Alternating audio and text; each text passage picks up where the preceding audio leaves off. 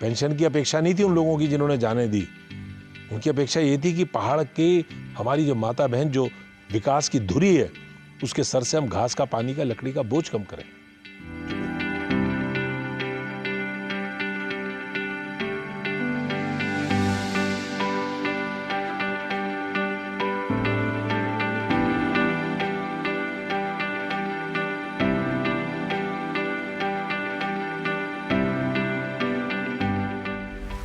देखिए, मैं सूर्यकांत धस्माना हूँ, गढ़वाली ब्राह्मण हूँ। पौड़ी जनपद मेरा मूल जनपद है। बग्याली गांव है एकेश्वर ब्लॉक में, वहाँ के हम मूल निवासी हैं। और हमारे दादा पंडित अमलानंद धस्माना वो अपनी शिक्षा दीक्षा बनारस विश्वविद्यालय में पूरी करने के बाद संस्कृत में वो आचार्य थे। उन्होंने पेशावर में जाकर के अपना आचार्य का, ज्योतिष का काम शुरू किया और वहीं बस गए। ये 1900 के आसपास की बात है। 1947 में जब देश का बंटवारा हुआ तो वो वापस उनको आना पड़ा। हिंदुस्तान पाकिस्तान जब बना,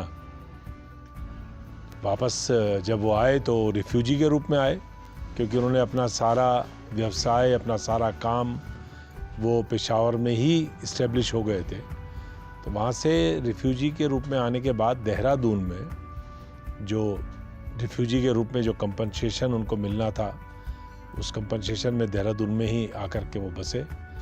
देहरादून में हम लोग जब बसे, उसके बाद मेरे पिता स्वर्गीय श्री मनोहर धस्माना वो सर्वे ऑफ इंडिया में जॉब करते थे। उनके 4 सुपुत्र हैं जो देहरादून में ही, जिनका पैदा हुए देहरादून में ही, पढ़े लिखे। सबसे बड़े भाई मेरे डॉक्टर हैं, डॉक्टर श्रीकांत धस्माना। उनके 2 बेटे हैं, एक डॉक्टर हैं, एक एडवोकेट हैं। उसके बाद मेरे दूसरे भाई हैं जो बॉम्बे में हैं और गढ़वाली सिनेमा में, उत्तराखंडी सिनेमा में उनका काफ़ी महत्वपूर्ण भूमिका रही। मुकेश धस्माना गढ़वाली फिल्में मेघा से लेकर के कभी सुख कभी दुख और मेरी प्यारी बोई से वो जुड़े रहे। वो अभी मुंबई में ही हैं और पाइन ट्रीज नाम की कंपनी उनकी है, जो इवेंट मैनेजमेंट कंपनी है, वो बॉम्बे में चलाते हैं। तीसरे नंबर पे मैं हूँ।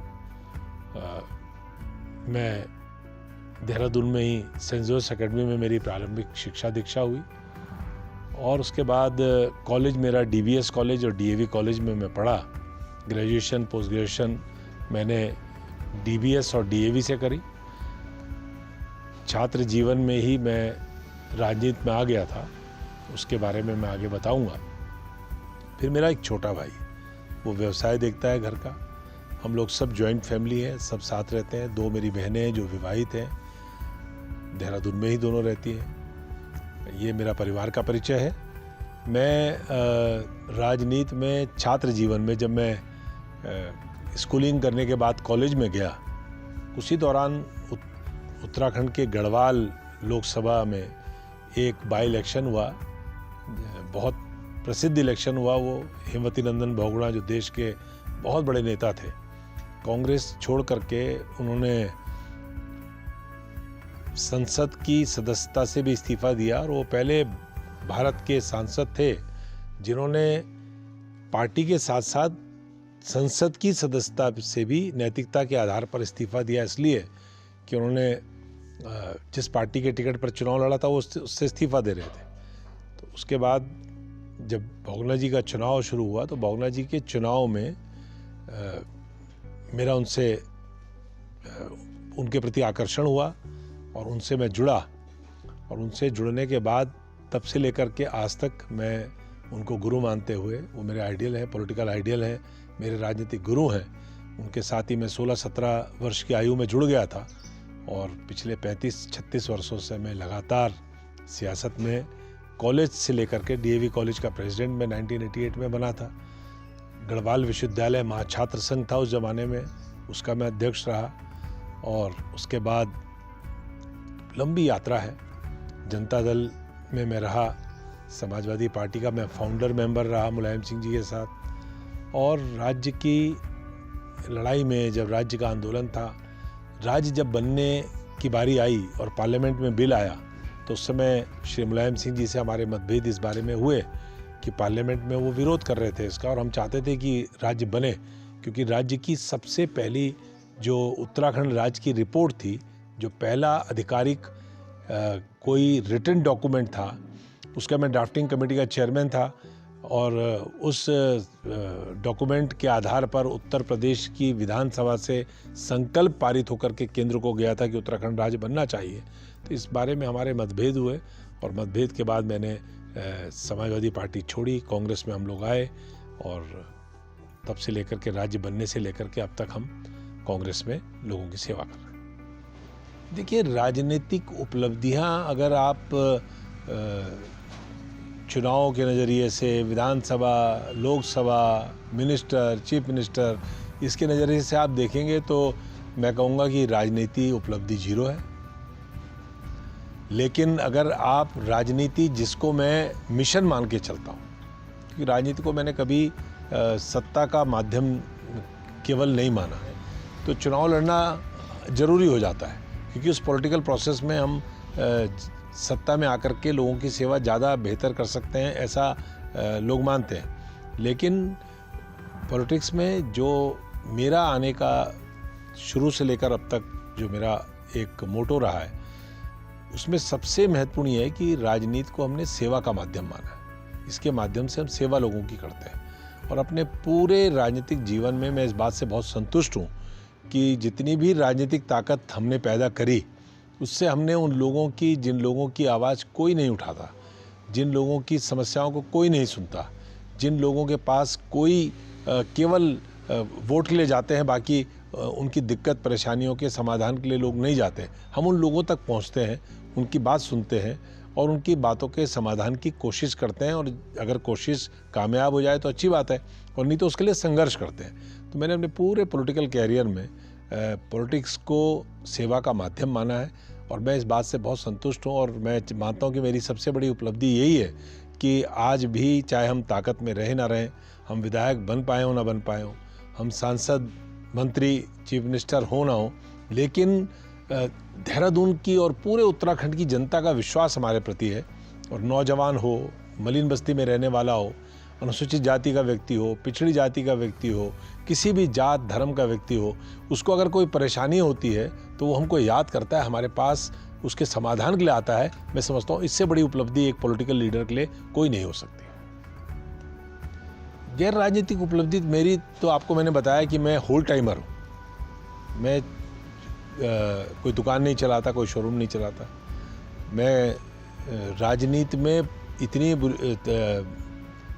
पूरी तन्मयता से, तन से, मन से, हर तरह से मैं उसमें समाया हुआ हूँ कि होल टाइमर, जिस तरह से लोग कहते हैं, कई लोग, कई पॉलिटिकल पार्टीज़ में काडर होता है जिसको होल टाइमर कहते हैं। पार्टीज़ उनको फीड भी करती हैं, उनको फंड भी देती हैं, उनको तनख्वाह के रूप में पारिश्रमिक भी देती हैं, लेकिन मैं तो निःशुल्क, बिना किसी वेतन के, अवैतनिक होल टाइमर हूँ। 24 घंटे राजनीति करने वाला हूँ। और राजनीति, मैंने आपको बताया कि मेरी राजनीति जो है वो सेवा के लिए। मेरे पास कभी भी कोई सुबह, शाम, दिन, रात कभी आ जाए। लेकिन उसके अलावा आपने कहा गैर राजनीतिक, तो मैं शिक्षा के क्षेत्र में जुड़ा हूँ। एजुकेशनल इंस्टीट्यूशन से मेरा बहुत गहरा रिश्ता है। मैं स्वयं कई शैक्षणिक संस्थानों में अध्यक्ष के रूप में काम कर रहा हूँ। एक इंटर कॉलेज है जिसका मैं चेयरमैन हूँ। एक यूनिवर्सिटीज़ हैं जिनमें मैं गवर्निंग बॉडी का, गवर्निंग काउंसिल का मेंबर हूँ।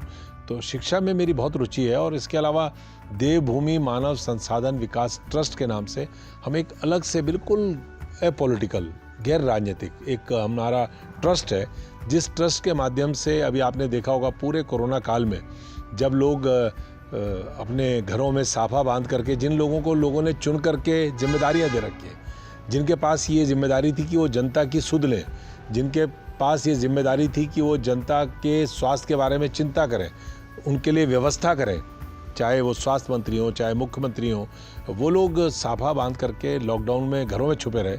लेकिन हमने घर से निकल करके अपनी एम्बुलेंस में, पूरे देहरादून का तो कोई ऐसा कोना नहीं रहा होगा जहाँ मैं स्वयं नहीं गया, और हमने लोगों को जो ज़रूरतमंद लोग थे, जहाँ जिस प्रकार की ज़रूरत पड़ी, किसी को राशन की ज़रूरत थी, किसी को आर्थिक सहायता की ज़रूरत थी, इस तरह के तमाम लोगों को मदद करने का काम हमने उस ट्रस्ट से किया। वो ट्रस्ट हमारा 2005 से और आज 2021 हो गया है। हम लगातार 16 वर्षों से उस ट्रस्ट के माध्यम से मेडिकल कैंप्स, और केवल देहरादून में नहीं, मैं समझता हूँ पौड़ी के तमाम इलाकों में, अलग अलग इलाकों में, टिहरी के इलाकों में, देहरादून के अलग अलग ग्रामीण क्षेत्रों में और शहरी क्षेत्रों में, मलिन बस्तियों में मेडिकल कैंप्स करना। हमारी 2 एम्बुलेंस चलती हैं, बीमारों को उनके गंतव्य तक निःशुल्क पहुंचाना। ये सारे काम, ये मेरी रुचि के काम है।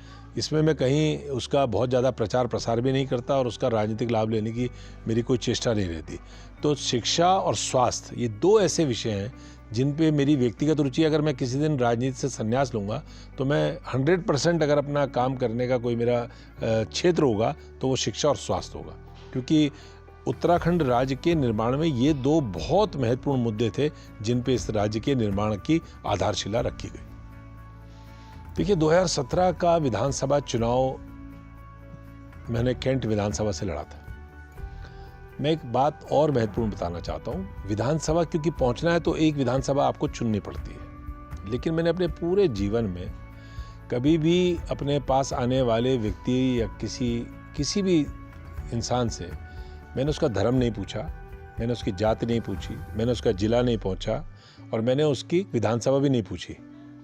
तो इसलिए एक विधानसभा नर्स इलेक्शन के हिसाब से करने का एक अलग है बात है, लेकिन उसके अलावा मैं जो मेरा काम का करने का तरीका है, वो काम करने का तरीका है कि पिथौरागढ़ से, धारचूला से, मुनस्यारी से, मोरी से, उत्तरकाशी से, टिहरी से, किसी भी क्षेत्र का कोई व्यक्ति मेरे पास आ जाए, मैं उसकी सेवा पूछता हूँ कि सेवा बताएं, काम बताएं, समस्या बताएं। मैं कभी उसकी कॉन्स्टिट्यूंसी, जिला और जात धर्म नहीं पूछता। तो वो एक अलग बात है। लेकिन विधानसभा में इलेक्ट होकर के जाना है, उसके लिए आपको एक विधानसभा चुननी पड़ती है। उसके लिए मैंने देहरादून की सबसे कठिन विधानसभा कैंट, वो कठिन इसलिए कह रहा हूँ कि जब से उसका निर्माण हुआ, 2 बार डिलिमिटेशन के बाद चुनाव हुआ, 12 में और 17 में, दोनों बार वहाँ पर बीजेपी के कैंडिडेट जीते। उससे पहले उसका एक हिस्सा देहरा खास में था, बड़ा हिस्सा, वहाँ बीजेपी के एमएलए। और उससे पहले जब देहरादून शहर था और शहर का हिस्सा था 89 से लेकर अब तक, तो लगभग 31-32 वर्षों से लगातार जहां विपक्ष का, भारतीय जनता पार्टी का विधायक हो, उस कॉन्स्टिट्यूंसी को चुनौती के रूप में मैंने चुना और उसमें मैं पिछले कई वर्षों से काम कर रहा हूँ इलेक्शन के हिसाब से। हालांकि बड़ा रिस्की है, कॉस्मोपॉलिटन कॉन्स्टिट्यूंसी है, तरह तरह के लोग हैं उसमें। केवल गढ़वाल में आप जाएंगे तो भाई गढ़वाली लोग हैं, उसमें ठाकुर ब्राह्मण और अनुसूचित जाति है, उसके हिसाब से आप काम करते हैं। आप कुमाऊं में जाएंगे तो कुमाऊनी है, कुमाऊनी पहाड़ में वही ठाकुर ब्राह्मण और अनुसूचित जाति है। हमारी कैंट विधानसभा में हिंदू, मुस्लिम, सिख, ईसाई, देसी, पहाड़ी, पुरविया, दलित, अनुसूचित जाति भी अलग अलग तरीके के, वाल्मीकि अलग, जाटव अलग, एफआरआई में रहने वाला आदमी जो कोई साउथ इंडिया से आ रखा है, कोई ईस्टर्न इंडिया से आ रखा है, कोई सेंट्रल इंडिया से आ रखा है, ओएनजीसी जहाँ पूरे देश के अलग अलग प्रांतों के लोग नौकरी करते हैं, उनके लोग, आईएमए, इंडियन मिलिट्री एकेडमी मेरे उसमें है, वाडिया इंस्टीट्यूट ऑफ जियोलॉजी, वहाँ पर वाडिया में अलग अलग देश के जगह जगह से साइंटिस्ट आ रखे हैं। इतनी तरह के लोग हैं, वो मिनी भारत है, मिनी इंडिया है।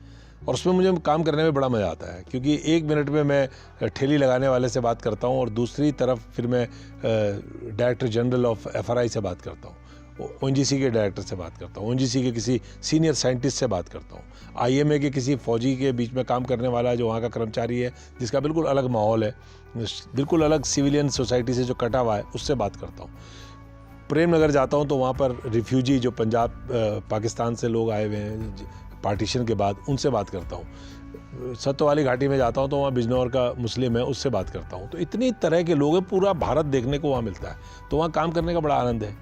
उस कॉन्स्टिट्यूंसी में राष्ट्रीय स्तर की जो राजनीति है उसका बड़ा असर पड़ता है, क्योंकि एकदम शहर की कॉन्स्टिट्यूंसी है। शहर में कोई जो जिस विपक्षी पार्टी का नेता आएगा, बड़ा नेता आएगा, उसका जो प्रभाव होगा भाषण का या उसके आने का वो उस कॉन्स्टिट्यूंसी में पड़ेगा, हमारा कोई नेता आएगा तो उसका प्रभाव पड़ेगा। तो ऐसी कॉन्स्टिट्यूंसी मेरी है, उसमें मैं कई वर्षों से काम कर रहा हूँ, आनंद भी आता है काम करने का। हारने के अगले दिन फिर मैं फील्ड में था और तब से लेके अब तक मैं लोगों के बीच में वहाँ पे हूँ। पूरे कोरोना काल में 12,500 लोगों को हमने वहाँ पर राशन किट, जो बस्तियाँ हैं बिंदाल और का जो पूरा पैच है उसमें गोविंदगढ़ से लेकर के और गांधी ग्राम तक, और गांधी ग्राम के बाद सत्तोवाली घाटी और पूरा लाल पुल तक, न्यू पटेल नगर, वहाँ पे पूरा बेल्ट है जो मलिन बस्तियों का है। वहाँ पे जो गरीब लोग थे, जो मजदूर दिहाड़ी मजदूरी करने वाले थे, उन लोगों के बीच में मैंने बहुत अवसर मिला इस पूरे कोरोना काल में काम करने का। हमारे यहाँ जो करीब 1200-1500 आंगनबाड़ी की महिलाएं काम कर रही थी, जो हमारी आशाएं काम कर रही थी, उनके साथ इंटरेक्शन करने का मौका मिला, उनसे बातचीत करने का मौका मिला। कितनी कठिन परिस्थितियों में, बहुत छोटे मानदेय में वो लोग काम करते हैं और इतना रिस्की काम जिसको कोई नहीं कर रहा था। मैंने आपको बताया प्रदेश के चीफ मिनिस्टर साफा लपेट करके 100 दिन घर में कैद रहे, पूरे कोरोना काल में घर से नहीं निकले, लेकिन वो आंगनबाड़ी की महिलाएं 1 ग्लव्स की जोड़ी और 2 मास्क उनको दे रखे थे। उसमें वो अपनी जान को रिस्क में डाल करके किस प्रकार से डोर टू डोर जाकर के कोरोना काल में काम कर रही थी, उनसे बातचीत करने का एक बिल्कुल अलग अनुभव है। उस पर मैं पूरा ग्रंथ लिख सकता हूँ इस कोरोना काल में। तो हमारा जो कॉन्स्टिट्यूंसी को नर्स करने का तरीका है वो केवल ये नहीं है कि हम कांग्रेस के इश्यूज़ या बीजेपी के इश्यूज़ या बीजेपी सरकार के फेलियर्स या कांग्रेस की उपलब्धियाँ, इस पे हम करें। जो सोशल जो परेशानियाँ हैं, सामाजिक जो दिक्कतें हैं, उन दिक्कतों को आइडेंटिफाई करना और उन पे काम करना, ये एक बिल्कुल अलग अनुभव है। तो कॉन्स्टिट्यूंसी के हिसाब से मैं अपने कैंट विधानसभा में पिछले कई सालों से काम कर रहा हूँ और मेरा इरादा है कि पार्टी मुझे वहाँ पर अगर मौका देगी तो 2022 का चुनाव में वहीं चल लूँ। बहुत अच्छा सवाल है आपका। वहाँ पे सबसे जो मैंने आइडेंटिफाई करी हैं जो प्रॉब्लम्स, एक प्रॉब्लम तो ये है, मैंने आपको बताया वो कॉस्मोपॉलिटन कॉन्स्टिट्यूंसी है और ऐसी कॉन्स्टिट्यूंसी में आपको क्योंकि बहुत सारे समूह हैं, बहुत सारे वर्ग हैं, बहुत तरह के लोग हैं, जो सेंट्रल गवर्नमेंट के एम्प्लॉयज़ हैं, they have totally different problems. वैसे तो प्रॉब्लम है नहीं, अब ओएनजीसी की कॉलोनी के अंदर चले जाएंगे तो वहाँ सड़क ओएनजीसी बनाएगी, लाइट ओएनजीसी लगाएगी, तो उनका पानी का इंतज़ाम वो करेंगे, सारा इंतज़ाम। तो उनकी कोई सिविक प्रॉब्लम्स वैसी नहीं है जो नगर निगम से कनेक्टेड हो। लेकिन उसी ओएनजीसी के जॉब करने वाले लोग जो, क्योंकि देहरादून में तो ये है कि जो एक बार देहरादून आता है वो यहीं बस जाता है। अब वो बस गए विजय पार्क में, अब वो बस गए वहाँ पर आशीर्वाद एनक्लेव में, अब वो बस गए वहाँ पर महारानी बाग में, राजेंद्र नगर के एक हिस्से में। तो वो जो लोग वहाँ बस गए हैं, अब उनको ओएनजीसी कॉलोनी वाली तो सुविधाएं नहीं है, तो जो नागरिक सुविधाएं हैं, जो बिंदाल से आगे प्रेम नगर तक का शहर बसा हुआ, ये नया शहर है। इसमें दोनों तरफ जो कॉलोनीज़ बसी हैं, जीएमएस रोड हो, जीएमएस रोड के दोनों तरफ कॉलोनीज़ हैं, आपका चक्राता रोड में दोनों तरफ जो कॉलोनीज़ हैं, ये सारी पिछले 20, 25, 30 सालों में कॉलोनीज़ बसी हैं।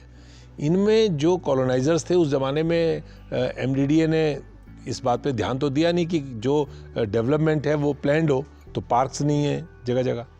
वहाँ पर ड्रेनेज सिस्टम का बहुत बड़ी समस्या है, ड्रेनेज है ही नहीं। आप विजय पार्क में चले जाएं, आपको नालियाँ नहीं मिलेंगी।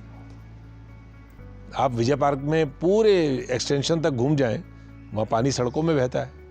तो जब पानी सड़कों में बहता है तो तारकुल का तो सबसे बड़ा दुश्मन पानी है, तो सड़कें टूट जाती हैं, तो सड़क लगातार टूटती रहती हैं, ड्रेनेज सिस्टम है नहीं। सफाई के लिए लोगों को डिपेंड होना पड़ता है कि कैसे सफाई करेंगे, साफ़ सुथरा कैसे रखेंगे।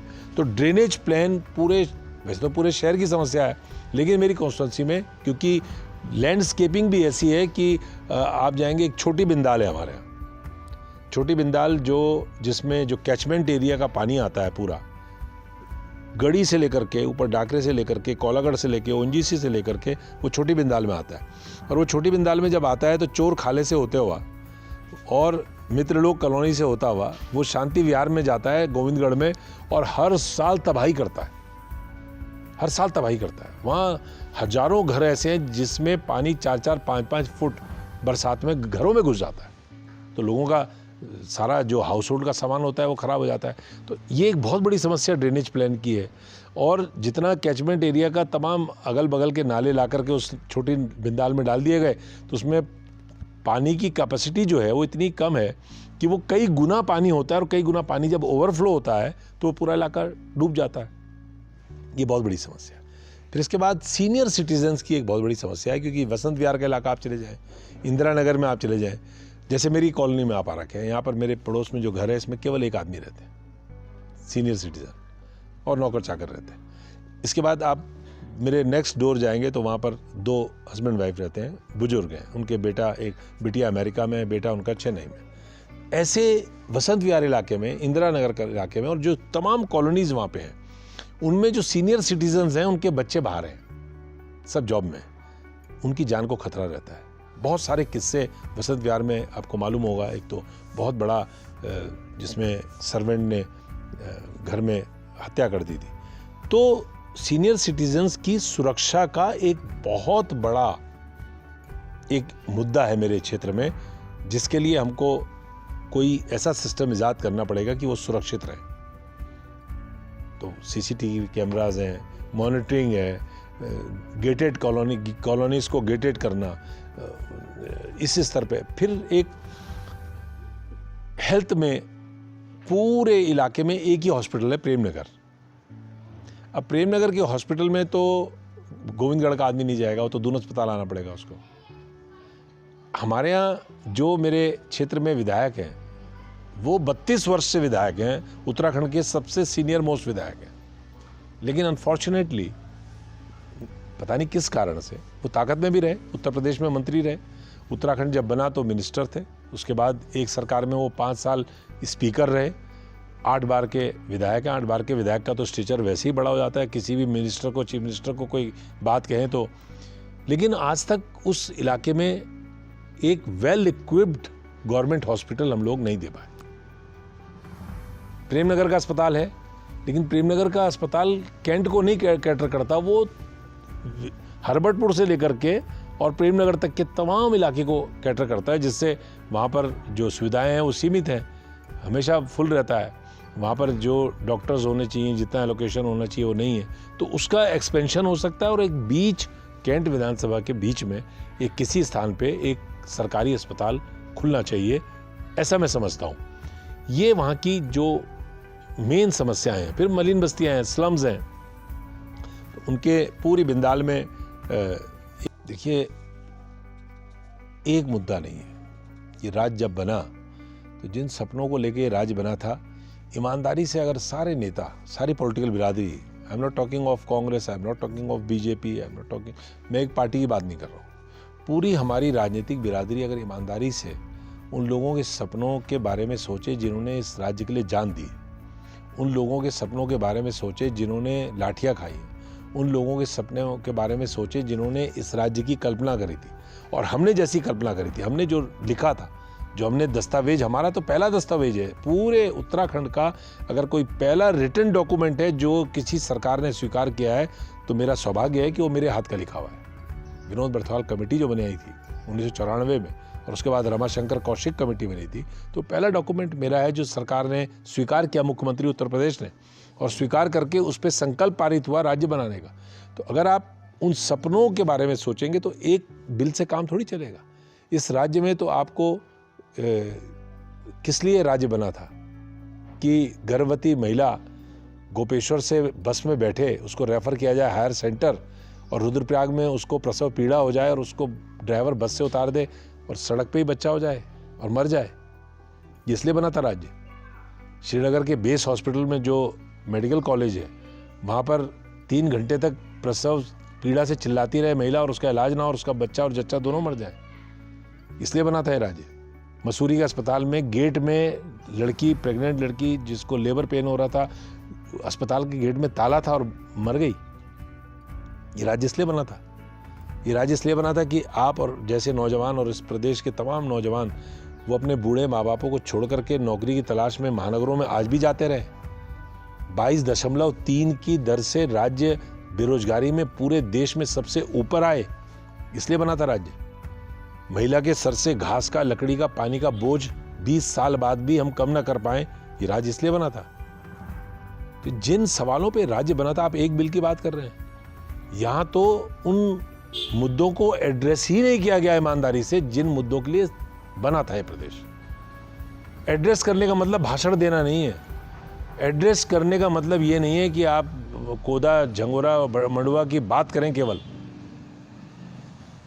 एड्रेस करने का मतलब ये है कि उन प्रॉब्लम्स को आइडेंटिफाई करके उनके समाधान के लिए आज तक क्या हुआ इस प्रदेश में, कोई भी सरकार रही हो। मैं किसी एक पार्टी को या मैं तो पूरी पॉलिटिकल बिरादरी को कह रहा हूं, इससे बड़ी शर्म की बात हो सकती है कि चीफ मिनिस्टर को एक आयोग बनाना पड़े इस बात को आइडेंटिफाई करने के लिए कि पलायन क्यों हो रहा है। क्या खैरासैंण के रहने वाले त्रिवेंद्र सिंह रावत को ये नहीं मालूम है कि क्यों पलायन हो रहा है? बग्याली के रहने वाले सूर्यकांत धस्माना को ये नहीं मालूम है कि पलायन क्यों हो रहा है? त्यूनी में रहने वाले दूर दराज के उस गांव में प्रीतम सिंह जी हैं, उनको नहीं मालूम है कि पलायन क्यों हो रहा है? इसके लिए आयोग बनाना पड़ेगा। आप स्वास्थ्य की सुविधा नहीं दे पा रहे हैं, आप शिक्षा की व्यवस्था को ठीक नहीं कर पा रहे हैं, आप सड़क ठीक नहीं दे पा रहे हैं, आप रोजगार सृजन नहीं कर पा रहे हैं, और उसके बाद आप पूछेंगे कि पलायन क्यों हो रहा है, इसके लिए आयोग बने। इससे बड़ी शर्म की बात हो सकती है क्या? पूरे प्रदेश के अंदर जितनी राजनीतिक बिरादरी है, ईमानदारी से बैठे और सोचे कि हम कितना बड़ा न्याय उन लोगों के साथ कर रहे हैं। हम जाते हैं 2 अक्टूबर को वहाँ फूल चढ़ाने मुजफ्फरनगर के रामपुर तिराहे में, कचहरी में स्मारक बनाया हुआ। इसलिए नहीं बनाया हुआ कि चिन्हित करिए आंदोलनकारियों को और पेंशन दीजिए। पेंशन की अपेक्षा नहीं थी उन लोगों की जिन्होंने जाने दी। उनकी अपेक्षा ये थी कि पहाड़ की हमारी जो माता बहन जो विकास की धुरी है, उसके सर से हम घास का, पानी का, लकड़ी का बोझ कम करें। जो बेरोजगार नौजवान अपने रोजगार की तलाश में अपने माँ बाप को छोड़ करके पलायन कर जा रहा है, उसके हाथों को रोजगार दे। ये सवाल थे। इन पे एक बिल से काम चलेगा क्या? हमारे दिल में तो बहुत सारी बातें हैं। हमारे दिल में तो सबसे बड़ी बात तो ये है कि इस बात की परवाह किए बगैर कि हम अगली बार जीतेंगे या नहीं जीतेंगे, हमें सख्ती से इस प्रदेश के अंदर वो तमाम काम करने चाहिए जो सपने थे हमारे उन लोगों के जिन्होंने इस राज्य के लिए अपना सर्वस्व न्यौछावर किया। देखिए, मेरा तो अगर कभी जनता ने आशीर्वाद दिया और मौका दिया तो इस राज्य में, मैंने आपको बताया कि मैं कॉन्स्टिट्यूंसी के हिसाब से नहीं बात कर रहा हूँ। कॉन्स्टिट्यूंसी में तो पीडब्ल्यूडी से काम करवा लूँगा, इरिगेशन से काम करवा लूँगा, स्वास्थ्य विभाग से काम करवा लूँगा। हमारा तो अगर कोई एक प्रस्ताव कभी ऐसा मौका लगा तो ये प्रस्ताव लाऊंगा कि राजनीतिक बिरादरी एक ईमानदारी से इस बात के लिए बैठ करके सब लोग, सारे पॉलिटिकल पार्टी से ऊपर उठ करके ये तय करें कि हमको वो कौन से सवाल हैं जिन पर राजनीति न कर करके हमको उन सपनों को साकार करना है जो इस राज्य के लिए बलिदान देने वाले लोगों ने देखे थे। जनता से अपील ये है कि इस राज्य में आपने 2 सरकारें कांग्रेस की देखी और 2 भाजपा की देखी। जो कंडक्ट होता है, पुलिस की भाषा में उसे कहते हैं आम शौहरत। आम शौहरत देखिए, ये राज्य बना तो इस राज्य में किसने इंडस्ट्रियलाइजेशन किया? हायर एजुकेशन के सेंटर्स, चाहे वो यूनिवर्सिटीज हों, चाहे प्राइवेट यूनिवर्सिटीज हों, चाहे सरकारी यूनिवर्सिटीज हों, चाहे मेडिकल कॉलेजेस हों, चाहे इंजीनियरिंग कॉलेजेस हों, किसने इस राज्य में बनाए? कौन दून यूनिवर्सिटी लाया? इफ्काई से लेकर के पेट्रोलियम विश्वविद्यालय, जिसका पूरे देश में इस समय नाम है। बेशक महंगी शिक्षा है उसके, लेकिन आज के युग में पूरे जो ग्लोबलाइजेशन हो गया है, जो पूरी दुनिया एक हो गई है, ऐसे में अगर आप कल्पना करिए कि अगर हिमालयन हॉस्पिटल नहीं होता या महंत इंद्रेश हॉस्पिटल नहीं होता तो ये जो हजारों मरीज यहाँ पर इलाज करवाते हैं, क्या ये दून अस्पताल में इलाज करवा सकते थे? वो भी जरूरी है। लूट नहीं होनी चाहिए, स्वास्थ्य के नाम पे, शिक्षा के नाम पर लूट नहीं होनी चाहिए, लेकिन आज के युग में ये जरूरी है। तो किसने ये सब खड़ा किया? गैरसैंण के बारे में हम बार बार बात करते हैं। आप बताइए, पूरे 21 वर्षों में अगर सबसे पहले किसी ने गैरसैंण को एड्रेस किया तो किसने किया? किसने वहां पर तंबू में कैबिनेट करी? किसने वहां पर तंबू में विधानसभा लगाई? किसने वहां पर शिलान्यास किया और किसने वो भवन खड़ा करवाया? ये सारे सवाल हैं। अनएम्प्लॉयमेंट सबसे बड़ा इशू इस स्टेट का, किसने उसको एड्रेस किया? मैं समझता हूं जनता को सोचना चाहिए, समझना चाहिए। अब मोदी जी के नाम पे आपने पार्लियामेंट में जिता दिए लोग, आपने मोदी जी के नाम पर विधानसभा में 57 विधायक देकर के इतनी प्रचंड बहुमत की सरकार बना दी। इस राज्य का ये दुर्भाग्य देखिए कि 2 मिनिस्टर्स की बर्थ खाली है, लेकिन राज्य में एक स्वास्थ्य मंत्री नहीं है पूर्णकालिक। सबसे इंपॉर्टेंट जो स्वास्थ्य सेक्टर है। और मैंने आपको बताया, मैं कोई ऐसा आरोप नहीं लगा रहा हूँ, लेकिन इस कोरोना काल में इससे बड़ा पूरी दुनिया में वैश्विक महामारी जिसने इतना बड़ा एक सवाल खड़ा कर दिया, मानव की सामने एक चुनौती खड़ी कर दी, उस कोरोना काल में अगर राज्य के अंदर वेंटिलेटर्स, आईसीयू, डॉक्टर्स, टेस्टिंग, आप ये बताइए 13 जिले हैं, 13 लैब नहीं बना पाए हम। 3 महीने चाहिए होते हैं आईसीएमआर के जो एनओसी होता है उसके लिए, लेकिन हम लैब नहीं बना पाए। टेस्टिंग के लिए उत्तरकाशी से टेस्ट आएगा, फिर वो टेस्टिंग के लिए जाएगा, फिर वो एक बैकलॉग, आपने देखा कितना बैकलॉग रहा। 1652 लोग मर गए उत्तराखंड में। 1652 लोग कम नहीं होते, 1652। आज 1 लाख की संख्या पहुंच रही है संक्रमितों की। मुख्यमंत्री जी ने भविष्यवाणी की थी 25,000 लोगों की, 1 लाख पहुंच गया। तो इस इतने बड़े कोरोना काल में, और कोरोना काल के अलावा पूरे राज्य में जो पूरे दूर दराज के इलाके वहाँ स्वास्थ्य सेवाएं देखें आप, लेकिन एक मिनिस्टर हम नहीं बना पाए स्वास्थ्य का। क्या दिक्कत थी? क्योंकि अमित शाह बोल गए थे कान पकड़ करके सबका कि जब योग्य व्यक्ति मिलेगा, यानी कि आपको 57 में योग्य नहीं मिल पाए 2 लोग, वो तो 5 अगर कांग्रेस के ना गए होते तो क्या होता बीजेपी का? तो यशपाल आर्य जी, सतपाल महाराज जी, हरक सिंह रावत जी, सुबोध उनियाल जी, रेखा आर्य जी, ये हमने भेज दिए थे वहाँ, तो वो मंत्री बने हुए। अगर हम 5 ना भेजे होते तो क्या हाल होता? 5 ही मंत्रियों से काम चलाना पड़ता पूरे उत्तराखंड को। ये स्थिति राज्य में है, तो जनता को सोचना चाहिए कि जो योग्य लोग हैं, जो परफॉर्म कर सकते हैं, पूरे राज्य में जो सड़कों का जाल बिछा है वो तिवारी जी के जमाने में बिछा है। यूनिवर्सिटीज मैंने आपको बताया, मेडिकल कॉलेजेस मैंने आपको बताया, हायर एजुकेशन के सेंटर्स मैंने आपको बताया, सब तिवारी जी के जमाने में आए। क्योंकि एक विजन था, उन्होंने उत्तर प्रदेश जैसे विशाल प्रांत को नेतृत्व दिया था। तो विजन अगर नहीं होगा, विजनरी अगर लीडर नहीं होगा, और केवल मंदिरों में जाकर के आप गुफा में बैठ करके वोट मांगोगे कि बाबा केदारनाथ के नाम पे दे दो, बद्रीनाथ जी के नाम पे दे दो, तो मिल जाएगा वोट। मिल गया, यहाँ के लोग धार्मिक हैं, धर्मभीरू हैं, लेकिन आपने 5 साल में लोगों का हाल क्या कर दिया, लोगों की स्थिति क्या कर दी। तो इसलिए जनता से अपील है कि आप परफॉर्मेंस देखें, हमारी आम शौहरत देखें। बहुत सारे लोग आएंगे, चुनाव का मौसम है, चुनाव के मौसम में मशरूमिंग बहुत होती है, बरसात में आपने देखा मशरूमिंग होती है। वैसे ही चुनाव में लोग आते हैं, बड़ी बड़ी पार्टियां आएंगी, बड़े बड़े दावे, मॉडल्स लेके आएंगी। दिल्ली मॉडल भी आ रहा है, दिल्ली मॉडल भी तो आ रहा है। अब पूरी हमारी एक यमकेश्वर विधानसभा पूरी दिल्ली से बड़ी है, तो दिल्ली की जो समस्याएं हैं वो उत्तराखंड की थोड़ी है। उत्तराखंड की तो समस्याएं बिल्कुल अलग है, यहाँ का तो मॉडल ही बिल्कुल अलग होगा। तो आप वहाँ के मॉडल को, यहाँ तो एक ने गुजरात का मॉडल थोपा तो पूरा देश का बेड़ा कर दिया, सारी इकोनॉमी पटरी से उतर गई। ये मैं आंकड़ों की बात कर रहा हूँ, मैं केवल पॉलिटिकल आरोप नहीं लगा रहा हूँ। आप देश की इकोनॉमी देखिए, देश की जीडीपी देखिए, इंडस्ट्रियल ग्रोथ देखिए, एग्रीकल्चर ग्रोथ देखिए। एक सेक्टर बचा था एग्रीकल्चर, उसको भी धन्ना सेठों की जेब में डालने के लिए कृषि कानून आ गए। तो इसलिए जनता से अपील है कि इस बार प्रदेश में कांग्रेस को मौका दें, और कांग्रेस को मौका देंगे तो निश्चित तौर पे इस राज्य को एक बेहतर गवर्नेंस के लिए बहुत अच्छी सरकार कांग्रेस देगी। इस अपील को मैं आप तमाम उत्तराखंड के लोगों से करना चाहता हूँ।